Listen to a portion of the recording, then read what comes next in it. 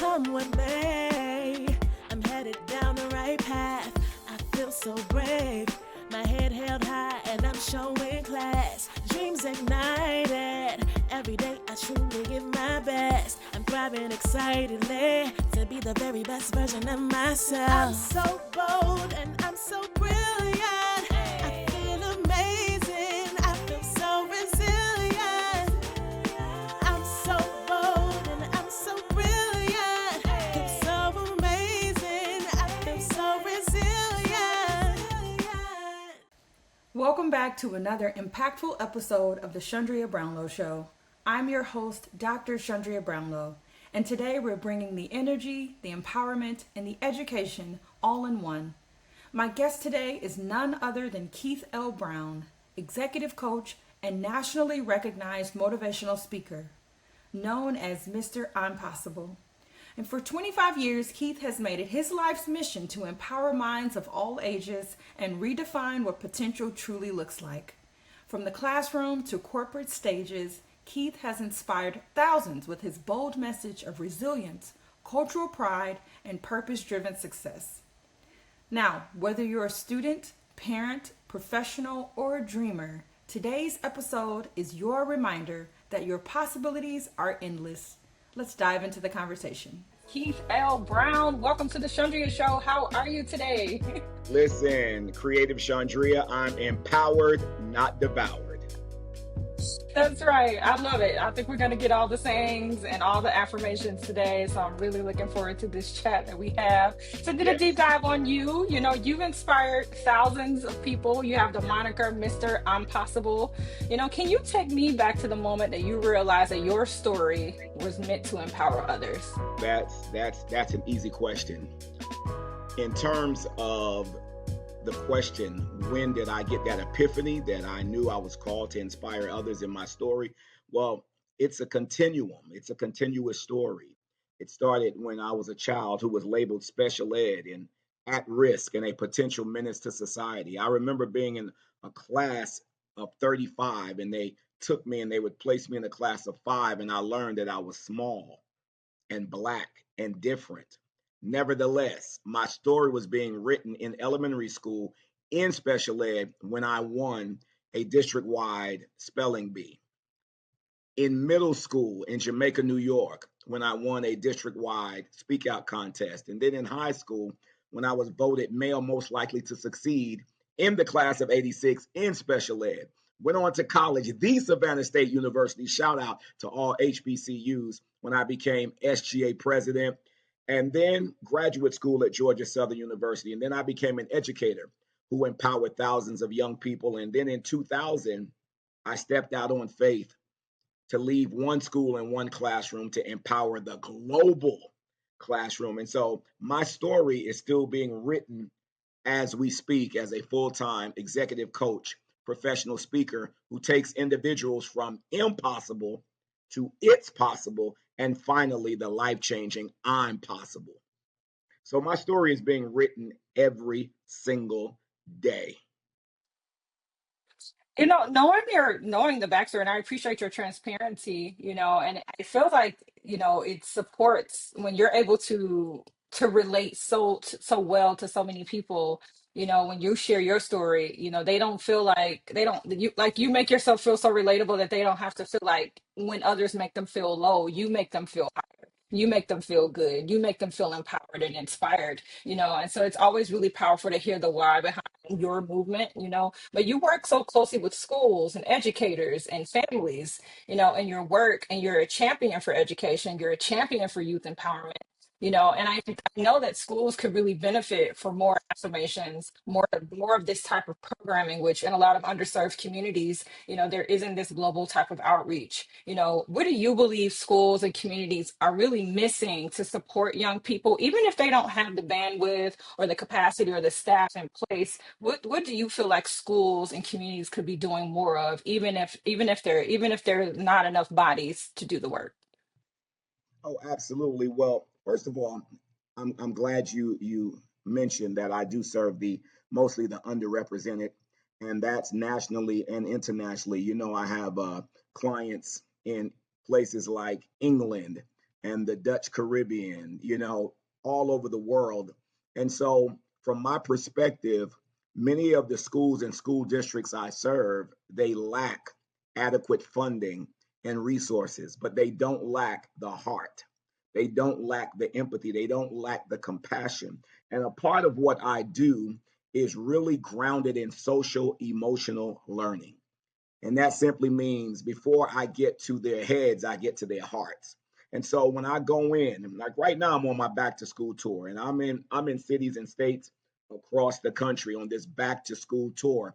It's called the Position for More. We gonna make it anyway tour. I need them to know that they are positioned for more. I need them to know that guess what? We gonna make it anyway.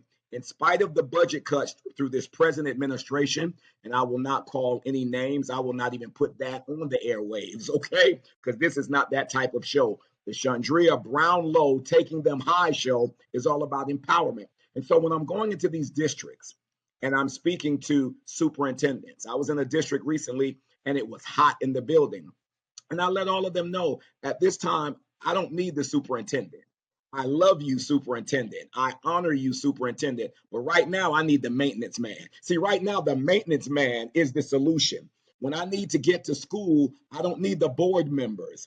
I need the transportation team. And so I go in and let them know that everyone has value in terms of personnel. And then that needs to trickle down to those scholars. I didn't say students because anybody can be a student. I call them scholars because I have high expectations. And so I go in and let them know you must first touch their hearts. Make them not only close the achievement gap, but the ambition gap. See, Chandria, we are so focused on closing the achievement gap, but we must first close the ambition gap, the low self-esteem gap, those gaps that prevent them from being high achievers. And so even when you're underfunded, you must use your expertise, your passion, your energy to uplift them. And so that's what I talk about. I talk about the fact that we must teach them to say, I love myself, I believe in myself, I'm proud of myself, and I'm a genius. And you know what comes up? How can they be geniuses when they come from low income families? Well, poverty is not a learning disability. Boom. Let me say that again. Poverty is not a learning disability. So they are geniuses. And I had a young black male come up to me and he said, Uncle Keith, because that's what they call me. How am I a genius? And I said, son, there's a gene in us. And that gene is called greatness. And it's in you. And he said, well, I can't go to college if I don't get this football scholarship. We have to eradicate that. We have to stop allowing our black boys to think, and black girls to think the only way they can go to school is through an athletic scholarship. There's so many opportunities. And so when I go into a district, I take that impossible mindset they may have. I take them to it's possible through tangible resources, through tangible tips, through tangible content, and I take them to I'm possible. And I think that's so very important, especially in the times that we're living right now, where there's so much hopelessness, not only in school districts, but when I'm in corporate America, when I'm working in the entertainment industry. You know, Chandria, is interesting because when I'm working in the entertainment industry, so many of the people I work with, they are publicly balling, but privately falling. So we have to get that. We have to tap into that. You're publicly balling, but you're privately falling. That impacts your mental health, your mental health awareness, and mental illness, which is very prevalent. So at the end of the day, I am called Mr. I'm Possible. And that name was given to me by youth in the Sickle Cell Foundation of Georgia. I lost a brother to sickle cell anemia, so shout out to the youth of the Sickle Cell Foundation. I did not come up with this moniker. They gave it to me. So that's why I'm called Mr. I'm Possible, the voice of the youth. They named it, I claimed it, and now we frame it. They give you the name, but you've adopted it, you Yeah, wear it like a badge of honor. And I know that it absolutely. has to make it feel even more, for you as you go out into the world, and you're really healing a lot of people. It sounds like you're healing adults. You're healing, like you're working on the youth, and you're setting them off. But I imagine there has to be a lot of adults out there that have been inspired by your messages, by your presentations, even by your excitement and your vigor and how you pour back into the youth. It has to, I'm certain that it has to inspire them to think about what they could do differently or what they could do better, to also inspire you to also create more geniuses, to also create college graduates, to also create entrepreneurs. Like, you're consistently pouring not only into the youth, but into the world at large. And Yes. do you feel like you're healing adults as well? Like the childhood they didn't have, the voice they Yes. didn't have, the Uncle Keith they didn't have, they have now. How does that resonate with you? Listen, that is so relevant. And I'm going to point to you for a moment, if I may. When they see this little black girl from Chicago, okay, there could have been a totally different path for you. Now they see you and that black girl magic, and they say, you know what? I can be an executive producer. I can be a talk show host. You know, I can do all of the things that she is doing because, see, they see it and they hear your story. So when they hear my story, there's one word that I'm looking for: connection. Because if I'm not connecting, I'm just saying a bunch of words. If I'm not connecting, there's just a lot of energy and motivation for the moment. But my goal is, when they're leaving my session, they're talking about me, but they're thinking about themselves. Let me say that again. When they leave my session, they're talking about me and the empowerment they experience, but then they're thinking about themselves. And so they got the motivation, they got the transformation, the inspiration, but I teach them to do the implementation, because you can get motivation all day, inspiration, elevation, education, right? But if you don't do the implementation, nothing will work. And so I'm proud of my work with especially the Fathers Not Farther movement, FATHERS, not FARTHER. So I work with a lot of fathers around the world, fathers on a universal level, but primarily African American fathers, and a lot of young fathers who don't necessarily know how to be fathers, but they have a hunger and a desire to do well. So I'm working with them and I'm empowering them and I'm letting them know all of the negative that you learned in your childhood, that real men don't cry.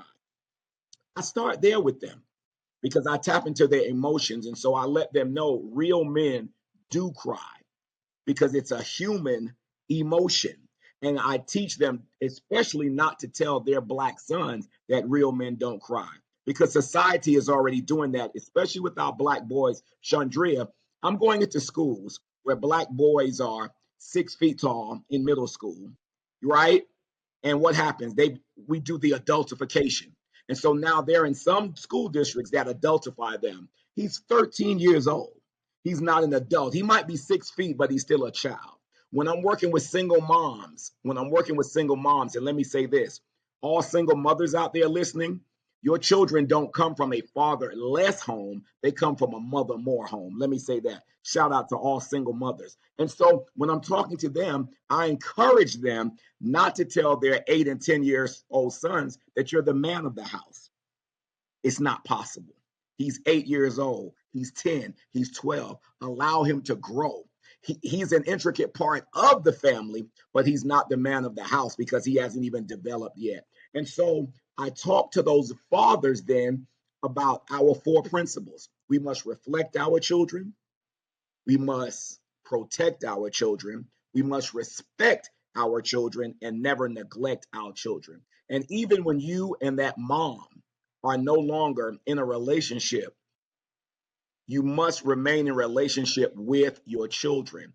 And if she's negative and it's not happening, then that's why we have the legal system or advocates who can fight for you. So we open up a lot of resources for our dads because there are so many who have a sincere desire to be in their children's lives. And so I'm healing the little boys on the inside of them. You are truly a purpose-driven leader. I mean, 1,000% yes. And I hear the passion and fervency in your voice, which is so immaculate to say that you live a life serving others. I mean, it's, to me, it's up there with somebody that chooses to be a doctor or a profession in that magnitude, or a career coach or things like that, where, because you could go get a job do your 9 to 5 and go home and enjoy your Monday night football, eat your dinner Right. and go to bed, but you wake up every day to serve others. You wake up every day to inspire and empower others, and so that's like an immaculate sense of self, but also self-awareness, also world awareness, that you realize like people,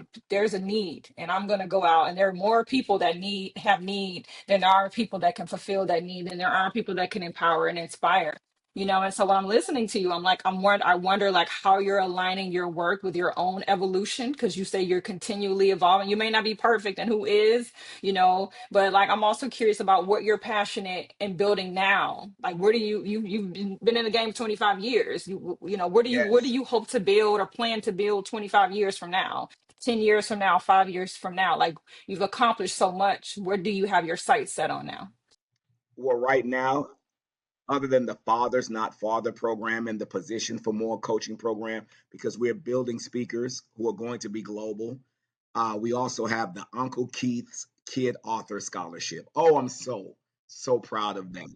With my partner, Brenda Cotton Waters, a phenomenal global business coach. She's the founder of Purpose Pushers Academy and Kid Authors Academy. And right now, with that Uncle Keith's Kid Author Scholarship, we are actually helping children across the country write their own books, write their own stories. I'm talking about we got kids as young as 6 years old getting paid now, getting paid right now. And so that's a part of my legacy now, because so many of our children, primarily our children, Black children, children of color, they are so animated.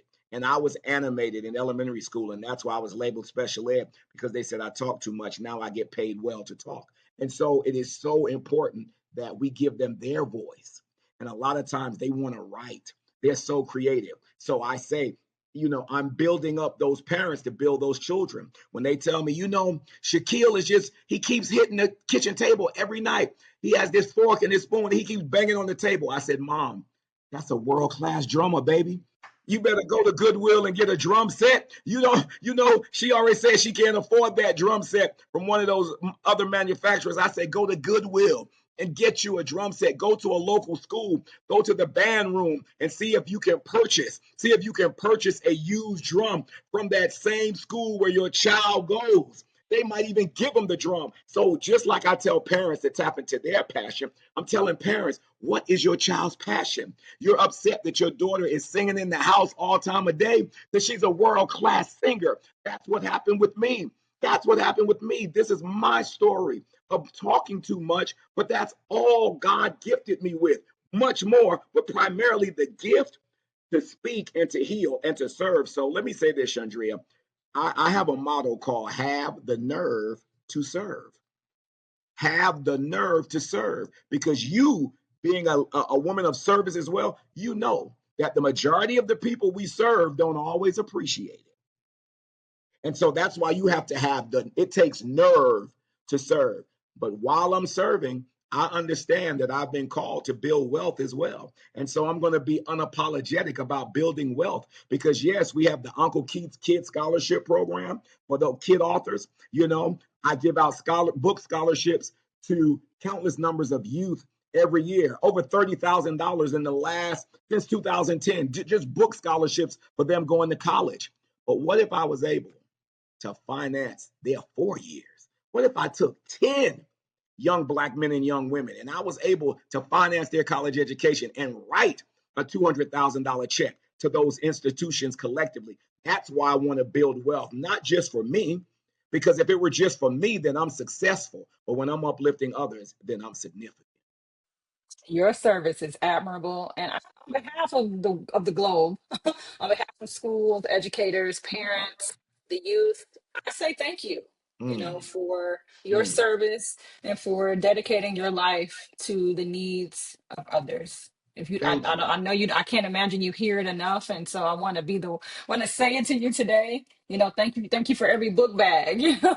thank you for every chat talk, helping fathers be better, helping parents be better parents. Just thank you for just the affinity to help people be better human beings, better little human beings, to grow up and know that there's more that they can be in life. And then also for us, bigger human beings, knowing that life doesn't have to stop right now. You still have breath in your body, you're still moving forward. If there's more you want, there's more you can go and get, and Oh, you are a absolutely. testament to that. So Well, thank thank you you. on behalf of the globe. Well, listen, thank you so very much, Creative Chandria.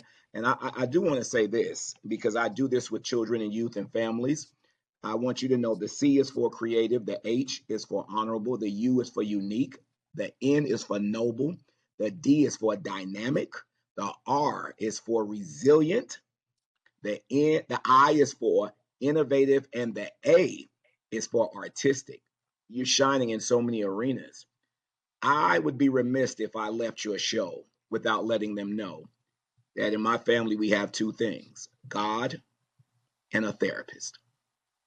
I'm encouraging every listener, get therapy. Even if nothing is going wrong, get therapy. My therapist has helped me, and sometimes I don't see her for months, and other times I need to see her 3 or 4 times a month. But let me say this: therapy matters. You're not crazy if you get therapy. No, because we can't do this alone. And the weight of the world is heavy. So I encourage you to get a therapist. If you say, well, Mr. Impossible, I can't afford one, there are free resources out there. All you have to do is look and do the research and do the work. If you don't have the computer, go to a local library or the school. Go to your child's school. Go to that counselor and say, I know you're counseling my child, but I need some help. And they will point you to the right direction. And so that's so very important that we heal our families. My son and I, we sat on many couches together watching football, but the greatest couch my son and I sat on was the couch of our therapist, where I cried on him, he cried on me. It has made a huge difference. So I'm encouraging all your listeners to get in therapy and begin to heal your family, which will heal future generations and which will heighten your legacy. That's so very important. We're in this together. Not impossible. I'm possible. I want y'all to say that every day. Not impossible. I'm possible. And it has to be bigger than it's possible, because it's possible is fine. It's possible is good. But when you say it's possible, you leave it to chance. But when you say I'm possible, that lets yourself know, your inner self, that you're willing to do the work to increase your worth. Let me say that again. You're willing to do the work to increase your worth. All right. Yeah. Not Just impossible. I'm I'm possible that it ignites something. It unlocks something in your mindset. And so yeah. no wiser words have been spoken. Keith L. Brown, this has been great. But before we wrap up today, I have a Yeah. few lightning round questions for you, if you don't mind, before we Yeah. close out today. All right. No doubt. No First doubt. one. So you have all these great ideas, right? You have these great names for these coaching programs and these great ideas for books and presentations and the whole nine. When do you have your best ideas? Early in the morning or late at night? Oh, definitely late at night. Late, yeah, definitely late at night. I'm talking about midnight, right? When Sports Center has gone off, shameless plug. God just gives me all of these ideas and I just go running. I'm talking in my phone and everything, but it's definitely late at night. I have my best ideas late at night. Next one. What's a quote that you live by that someone else shared with you? Quote that I live by that someone else shared with me. That's a good one. And there's so many. But I remember Les Brown looking me in the eye, the great Les Brown, who was like my mentor in the game. And Les Brown looked at me and he said, "You have the gift." That changed my life forever. He didn't say you have a gift. He said you have the gift. And I live by that. And I'm able to tell others about the gift on the inside of them. So he said, you have the gift. And then he said, but do you have the fortitude to unlock it? Whew, to open it up. That was it for me. That was it. So that stays in my mind. You have the gift. And then another quote I love is this: it is not our mission to see through each other, it is our mission to see each other through. Okay. Next one. Now you pour into others every day. You spend Yeah, your life serving. What's one thing you do every day to stay grounded and to replenish yourself, to build self-care so that you remain a priority? every day I have two things: a good laugh and a good cry. I have a mom who's battling Alzheimer's. We love mom dearly. But I have that good laugh and I have a good cry every single day. And when I'm not on the road, when I'm not working, look, I play b-ball. I might not look like it, but look, hey. Oh, so I shoot hoops, and I'm in a 50 and up league right now, and that helps me with my self care, being in the presence of other brothers. Okay, and I'm talking about of all cultures, and we come together and we hoop, and then afterwards we actually sit around and we might be talking for a couple of hours just about life. That helps my self-care and my self-I care. And self-I care is when you tell yourself that you deserve self-care.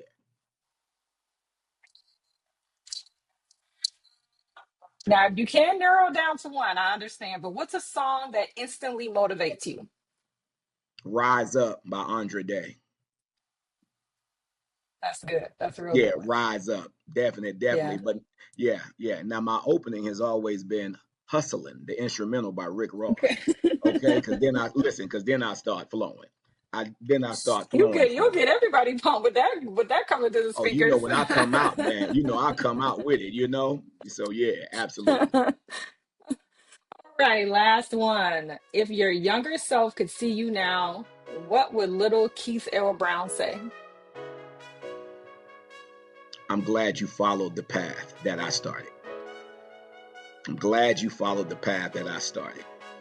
And wow, that now you're gonna make me cry on here. You're gonna make me cry, but that's what little Keith would say. I'm glad you followed the path that I started. Because let me tell you this right now, Chundria, before I go, on some of my records it says, number one, I talk too much. I was too hyper, and I always want to give the answers, meaning I wouldn't let other students answer or scholars answer. Well, guess what? I still talk too much. I'm still hyper, and I still want to give all the answers. And so that's how I know it was a God thing and not a me thing.